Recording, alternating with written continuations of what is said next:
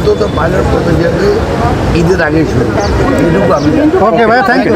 রমজানকে সামনে রেখে বহুল আলোচিত ফ্যামিলি কার্ড কর্মসূচি বাস্তবায়নের প্রস্তুতি চূড়ান্ত পর্যায়ে পৌঁছেছে। বৃহস্পতিবার ১৯ ফেব্রুয়ারি সচিবালয়ে অনুষ্ঠিত এক উচ্চ পর্যায়ের বৈঠকে রমজান মাসেই পাইলট প্রকল্প হিসেবে এই উদ্যোগ চালুর নীতিগত সিদ্ধান্ত নেওয়া হয়। বৈঠক শেষে পরিবেশ, বন ও জলবায়ু পরিবর্তন মন্ত্রী আব্দুল আউয়াল মিন্টু সাংবাদিকদের জানান, নির্বাচনী ইশতেহারে প্রতিশ্রুত এই কর্মসূচি বাস্তবায়নে সরকার দৃঢ় প্রতিজ্ঞ এবং দ্রুত কার্যকর করার জন্য প্রয়োজনীয় প্রক্রিয়া নির্ধারণের কাজ চলছে। মন্ত্রী বলেন, ফ্যামিলি কার্ড কর্মসূচির আওতায় কারা অন্তর্ভুক্ত হবেন এবং কিভাবে সুবিধা পৌঁছে দেওয়া হবে তার নির্ধারণে একটি বিশেষ কমিটি গঠন করা হয়েছে। সরকারের পরিকল্পনা অনুযায়ী উদ্যোগটি ধাপে ধাপে বাস্তবায়ন করা হবে।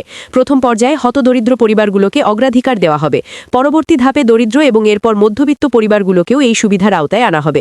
তিনি ইঙ্গিত দেন, এক্ষেত্রে কোনো কঠোর বিধিনিষেধ আরোপ না করে বাস্তবতার ভিত্তিতে একটি নমনীয় এবং অন্তর্ভুক্তিমূলক নীতিমালা অনুসরণ করা হবে। রমজানে কার্যক্রম শুরু হবে কিনা এমন প্রশ্নের জবাবে মন্ত্রী স্পষ্টভাবে জানান, ঈদের আগেই পাইলট প্রকল্প চালুর লক্ষ্য নির্ধারণ করা হয়েছে। সরকারের উচ্চ পর্যায় থেকেও দ্রুত বাস্তবায়নের তাগিদ রয়েছে, যাতে অন্তত পরীক্ষামূলকভাবে হলেও রমজানের মধ্যেই এর সূচনা করা যায়। তিনি বলেন, এটি চালু হবেই, এ নিয়ে কোনো সংশয় নেই। এখন আমরা কেবল বাস্তবায়নের কার্যকর পদ্ধতি চূড়ান্ত করছি। বর্তমান অর্থনৈতিক বাস্তবতায় দ্রব্যমূল্যের ঊর্ধ্বগতির চাপ সামাল দিতে হিমশিম খাচ্ছে নিম্ন ও মধ্যবিত্ত জনগোষ্ঠী। এমন প্রেক্ষাপটে ফ্যামিলি কার্ড কর্মসূচি চালু হলে নিত্য প্রয়োজনীয় পণ্য বা সেবা প্রাপ্তিতে বিশেষ সহায়তা মিলতে পারে বলে আশা করা হচ্ছে। বিশেষ করে রমজানকে ঘিরে বাজারে মূল্যচাপ বৃদ্ধি পাওয়ার সময়ে এই উদ্যোগ সাধারণ মানুষের জন্য স্বস্তির বার্তা হয়ে উঠতে পারে।